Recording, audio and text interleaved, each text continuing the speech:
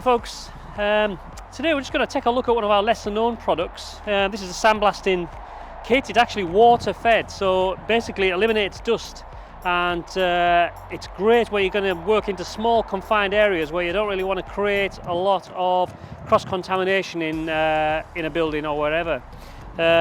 It uses a Venturi effect basically in here to draw the actual sand through the tube. And with the air gap in the bottom, you can actually put it into a bucket, and it just basically creates that void to help it actually draw the sand using water up through and then into the nozzle itself. We do supply various type nozzles depending on what kind of surface area you do want to work on.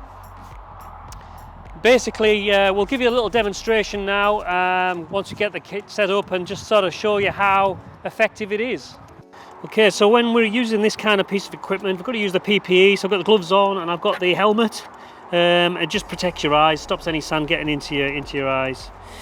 So the spigot is just our traditional spigot. Obviously, that is used with the quick release guns, and obviously draws the water in through the pipe itself. Basically, the pipe actually just allows that little bit of distance between you and the actual gun. And we've got a nozzle system in here, which obviously can be tuned depending on your application and obviously width. It does have a protector on here just to protect the actual plastic items, covers, and just gives it a little bit more of a life, really. This is actually a braided hose, which obviously doesn't kink, so it just gives it that little bit more sort of Venturi, a bit more, allows the actual sand to flow a lot better.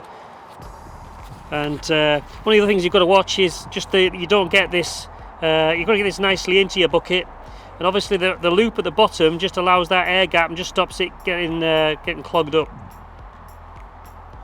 So what we'll do now is we'll just get the system set up, and we'll just try it on this shipping container we've got here at G&S and just see what effect it has.